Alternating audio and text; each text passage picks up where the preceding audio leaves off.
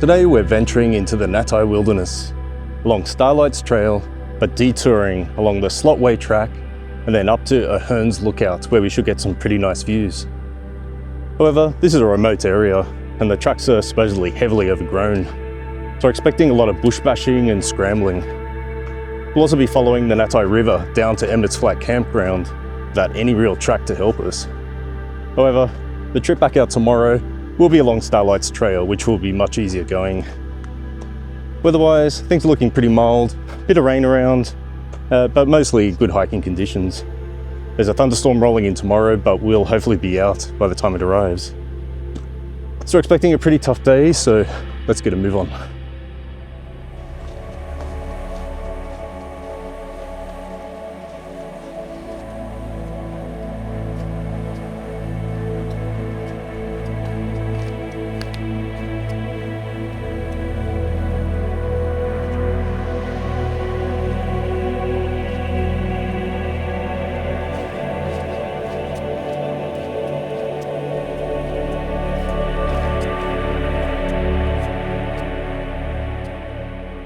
On this hike, we're going back to one of our favourite authors, Byung-Chul Han, a Korean-born German philosopher known for his pocket-sized works that are brief yet conceptually dense. Unlike many philosophers who remain detached, Han offers a vital diagnostic for modern life, providing a direct, actionable roadmap for reclaiming our attention and autonomy. In his book, Vita Contemplativa, Han presents a defense of inactivity.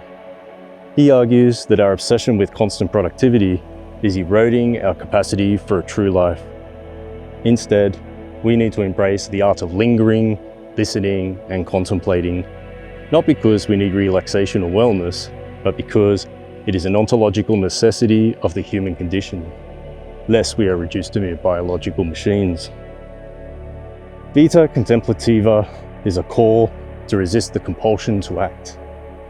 Han proposes that we must recover the ability to do nothing in order to save our humanity, arguing that life receives radiance only from inactivity. In a world that equates power with the ability to do things, Han argues that inactivity is not a weakness. It is a higher form of sovereignty that prevents us from becoming slaves to our own impulses. The active life, Vita Activa, is characterized by a bad infinity. You answer one email and two more arrive. You solve one problem and another arises.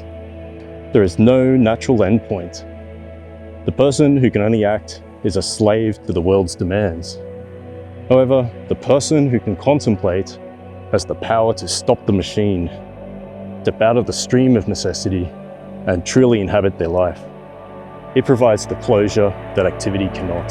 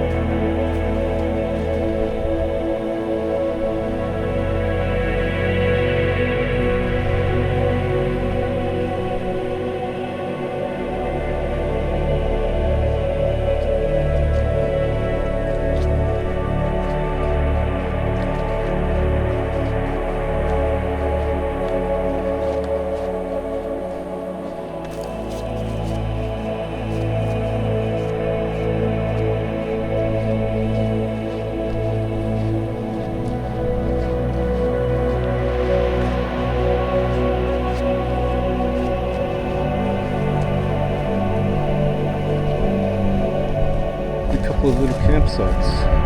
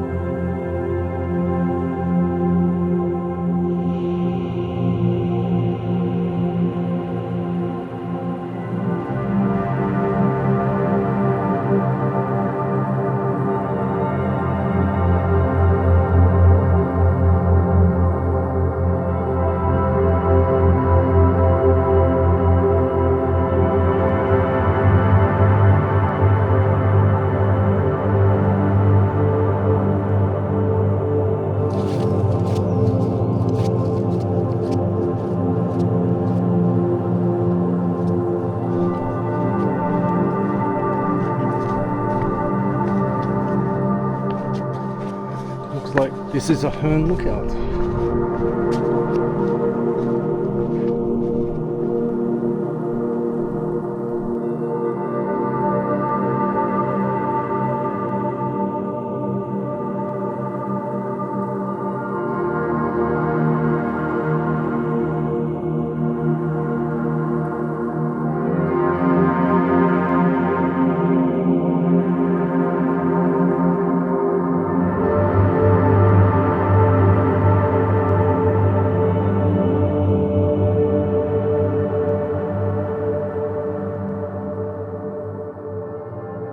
Han argues that modern society has absolutized the Vita Activa, the active life, to the point of pathological hyperactivity.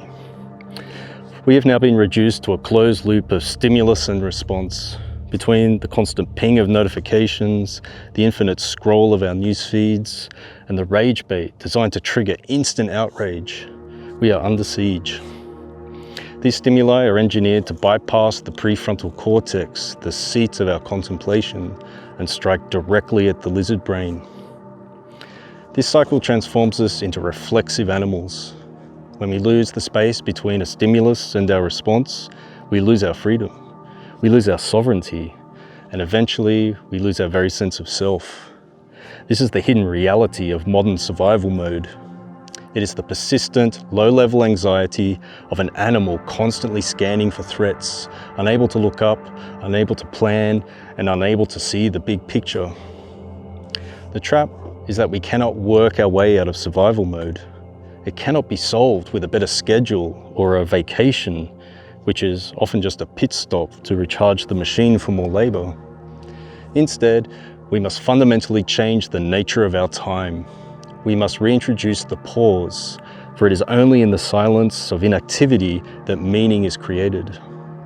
As Han reminds us, true life begins when concern for survival, for the exigencies of mere life, ends. So how do we escape? The first step is to embrace uselessness. Survival mode is obsessed with utility. It demands that every action has a payoff. To escape, we must embrace things that serve no purpose.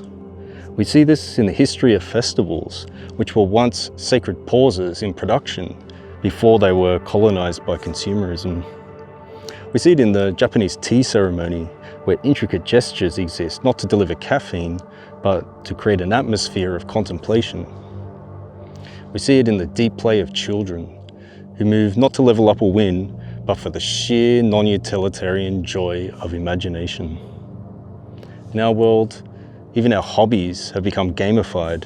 We track our steps, we optimize our workouts, we play games to earn achievements. Even how we hike illustrates this.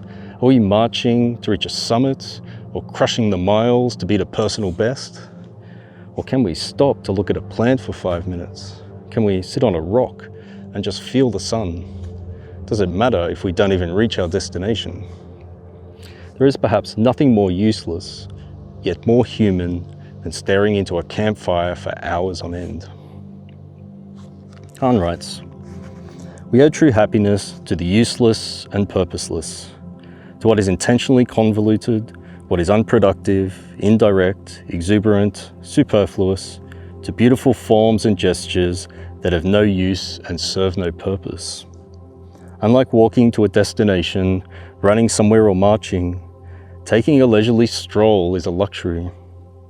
Ceremonious inactivity means we do something but to no end. This to no end, this freedom from purpose and usefulness, is the essential core of inactivity. It is the basic formula for happiness. But to find this happiness, we must first build a specific type of internal strength, a negative potency that allows us to stop the machine from the inside. More on that later.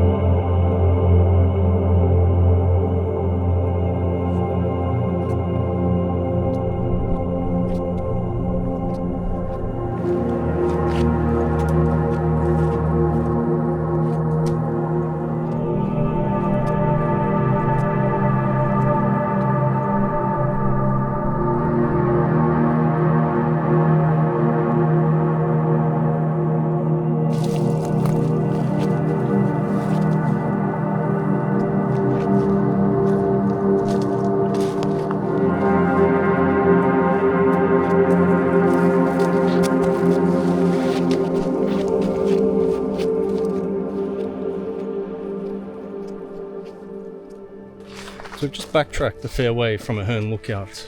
We're looking for a side trail called the Slott Way Track that's going to take us down to the river. Then we'll follow the river down to the campsite. The track shouldn't be too far away from here, I think.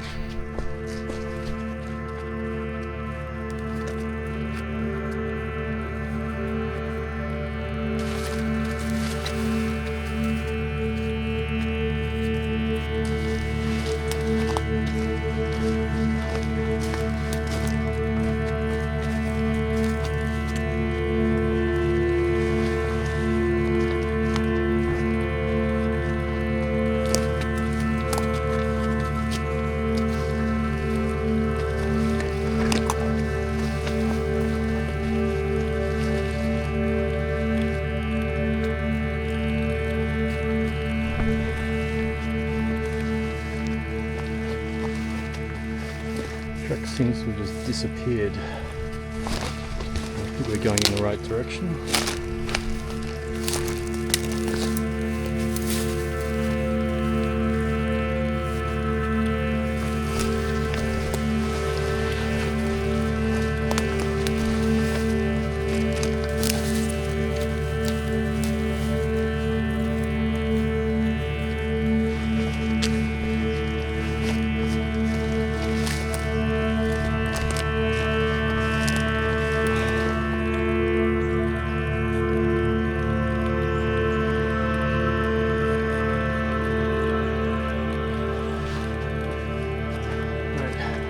Looks like we're back on a better defined trail.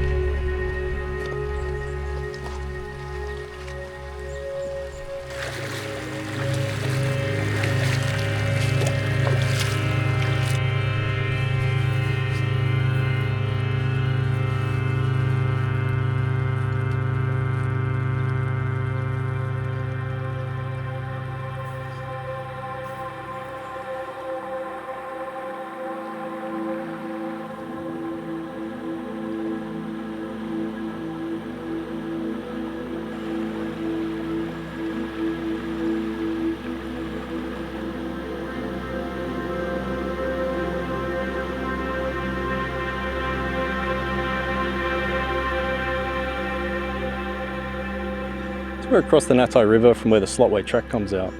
There's a beautiful sandbank here with evidence of people camping previously. So I thought we'd camp here rather than go up to Emmetts Flat campground. It just breaks up the days a lot better, otherwise tomorrow was going to be a short cruisy hike out.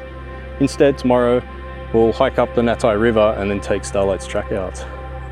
But for now, we're just going to take it easy and relax. It's really peaceful here.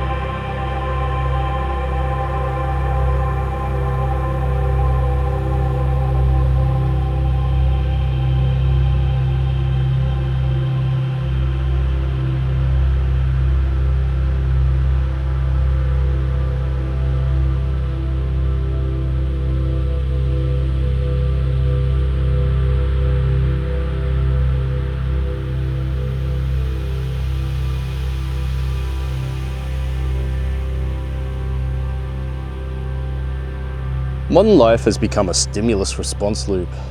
We don't live, we react. We react to notifications, task lists, and curated news feeds, following schedules like programs running on a machine. This is survival mode. It is the life of a zombie, animated but soulless. The zombie is the perfect survivalist because it has no mind or purpose. It simply moves towards the next stimulus. Without the ability to pause, to linger, or to find closure, life becomes a series of events we never actually experience. To escape this, we must reclaim what Byung-Chul Han calls negative potency, the profound power not to act. When you feel the itch to check your phone, pause. That pause is important because it breaks the survival circuit. It is the moment you stop being a servant to your impulses and start being the master of your own attention. Reactivity is for the wild, where for an animal mere seconds can be the difference between life or death. Humans must hesitate in order to exist. This pause is what Han calls intermediate time, the space between the stimulus and our response. We see this in the pause before responding to someone in a conversation, turning it from a reactive ping-pong match into a reflective dialogue. We see it in the pause to take in a mountain vista while hiking, choosing to truly see the landscape before reaching for a phone to capture it. Han suggests that civilization is the gradual lengthening of hesitation. He echoes Nietzsche, who argued that the mark of a noble spirit is the ability not to react immediately to a stimulus. Inactivity is not a weakness. It requires a high degree of force, the force to say no to the pressures of the world. Han writes, "Inactivity is time-consuming. It requires a long whiling, an intense contemplative lingering. In an era of rushing, in which everything is short-term, short of breath and short-sighted, it is rare. Today, the consumerist form of life prevails everywhere. In this form of life, every need must be satisfied at once. We are impatient if we are told to wait for something to slowly ripen. All that matter are short-term effects and quick gains. Actions are reduced to reactions. Experiences are diluted and become events. Feelings are impoverished and become emotions or effects. We have no access to reality. Reality reveals itself only to contemplative attention."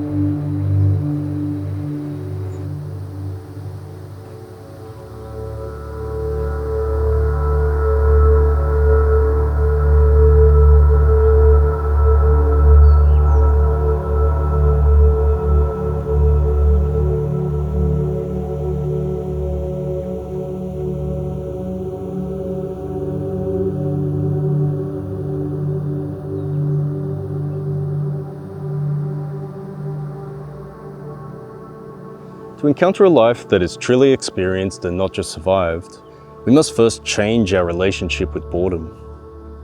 In our modern world, boredom is treated as a defect to be fixed, a vacuum that must be filled.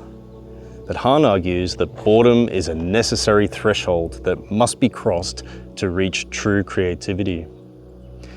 We often think of boredom as a hollow emptiness, but Han views it as a rich nothingness, the fertile soil from which new ideas grow. There are two types of boredom. Superficial boredom is that fidgety, restless state of waiting for something to happen. It's uncomfortable, and our immediate impulse is to kill it by reaching for our phone. However, if we can persevere and endure that discomfort, we enter a state of deep boredom. This is where the compulsion to act falls away and the world withdraws into a windless calm. In this stillness, our minds begin to wander aimlessly, straying from well-worn paths to venture into entirely new territory. This is the source of true creativity. Han suggests that great creators are masters of not doing.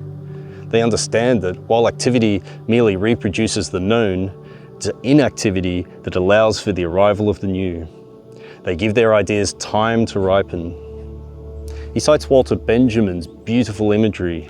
Boredom is the dream bird that hatches the egg of experience. Boredom is not a void, it is an incubation. Unfortunately, in our modern world, we are smashing the eggs to make omelettes because we demand that everything be available now. We have lost the patience required for the hatching. We must realize that insight cannot be rushed and wisdom cannot be forced by working harder. We must learn to endure the stillness of boredom to allow the deeper meaning of life to emerge. Han writes, "Inactivity is not the opposite of activity. Rather, activity feeds off inactivity. We are bored when we don't know what we are waiting for. Boredom is the threshold to great deeds. Boredom constitutes the external surface of unconscious events. Without it, nothing takes place. The seed of the new is not the determination to act, but the unconscious event. When we lose the capacity to experience boredom, we also lose access to the activities that rest on it." This is similar to Nietzsche's writings that Han also cites. Inventive people live altogether differently from active ones. They need time so that purposeless, unregulated activity occurs. Experiments can take place and new paths can be taken. They feel their way rather than walking just on the old paths, as the usefully active people do.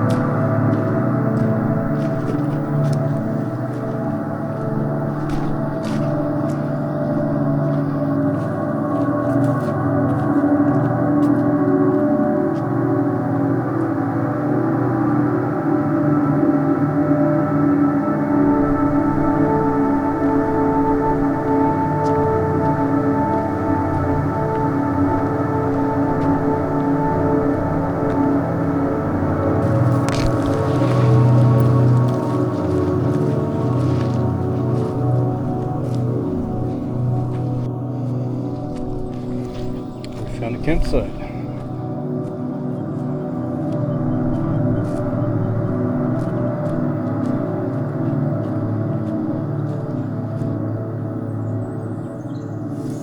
So we just passed through Emmetts Flat campground.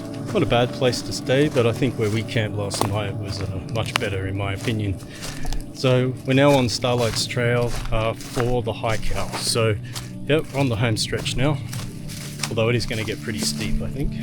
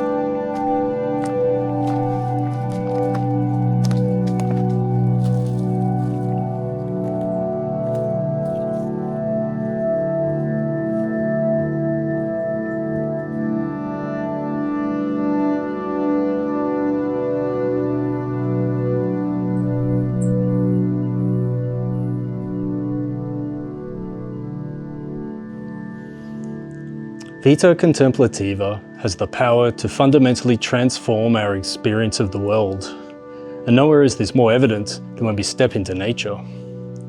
To truly experience the wild, we must first abandon the conquest mindset. We are not here to conquer a peak or crush the miles. The walk itself is the point. If we fail to reach a lookout because we spent an hour watching an echidna, we have not failed. We have succeeded in the art of lingering. We can learn to walk with a softer intention. Instead of a predatory focus on the trail ahead, we consciously widen our gaze. We notice the intricate texture of scribbly gum bark and the way the late afternoon light hits the sandstone. We allow the environment to drift into our awareness rather than hunting for sights to capture on our phone. In this stillness, we begin to hear what Han calls the silent voice. When we remove the internal noise of work, planning out the week, and the replaying of old conversations, we finally hear the ancient hum of the landscape. When we step onto the trail, we should consciously leave our identity at the trailhead. We do not need to quantify our existence with heart rates, distance, or elevation gain. We are no longer productive. We are a body moving through space, a guest of the earth. There is a profound freedom in the uselessness of walking in a circle. The act of leaving the car only to return to it a day or two later. The fact that we achieve nothing is exactly what restores our humanity.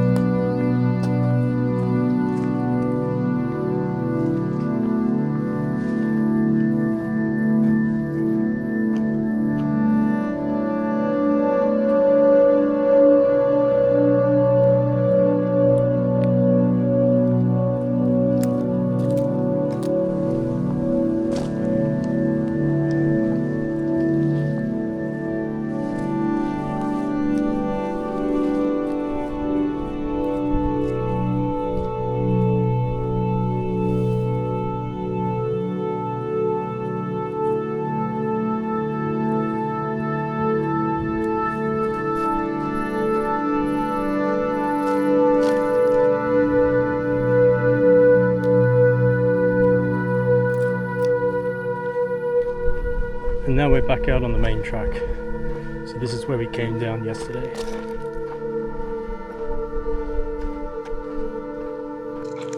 So the Nattai Wilderness is a beautiful place with stunning sandstone cliffs and a beautiful river. And camping on a sandbank next to the river was absolutely magic. It was pretty tough though, especially the Slott Way Track going down to the river. Very steep and scrambly in places and very easy to lose the track. So you definitely want to bring along an offline map on this one. But in all, a really great couple of days and an awesome trip. So highly recommend this one.